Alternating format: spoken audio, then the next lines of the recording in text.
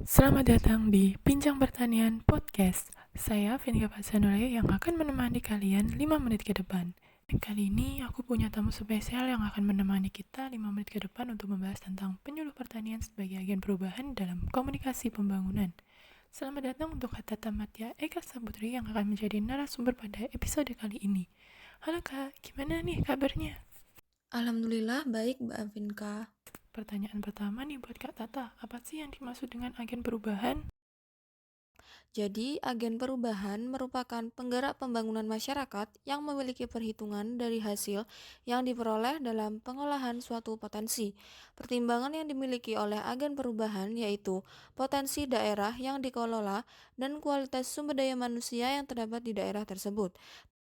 Lalu, apa sih peran dari penyuluh pertanian sebagai agen perubahan dalam komunikasi pembangunan? Peran saya di sini sebagai seorang penyuluh adalah memberikan dorongan terhadap petani untuk mau mengubah cara berpikir petani, cara bekerjanya, dan cara hidup di zaman sekarang. Adapun ada 5 peran penyuluh pertanian. Yang pertama ada fasilitator.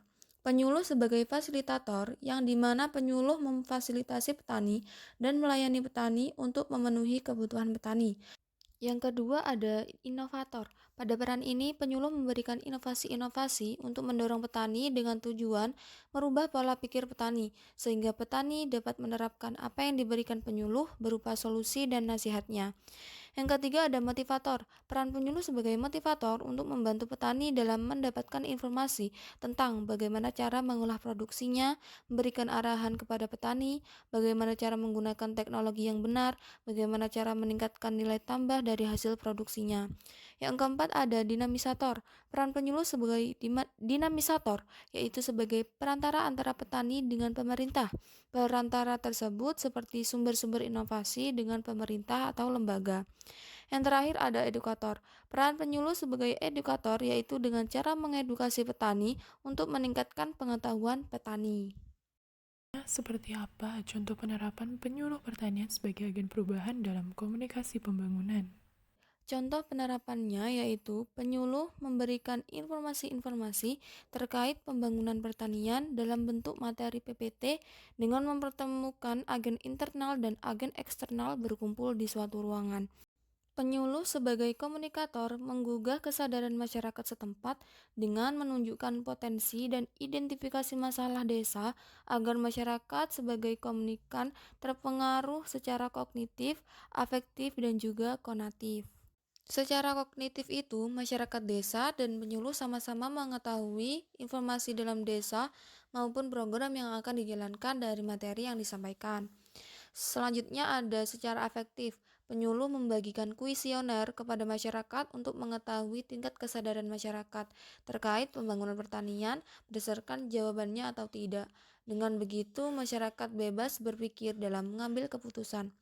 Kemudian ada secara konatif. Masyarakat mengambil bagian penting dalam agen pembangunan melalui partisipasi secara terbuka. Di sini juga ada yang baru hadir di tengah-tengah kita. Ada Kak Fajrin Kotonada nih, petani muda yang bisa dijadikan inspirasi buat generasi milenial yang mau terjun ke dunia pertanian. Oke, di sini mumpung ada Kak Nada, menurut Kak Nada manfaat apa yang Kakak dapatkan dari seorang penyuluh pertanian?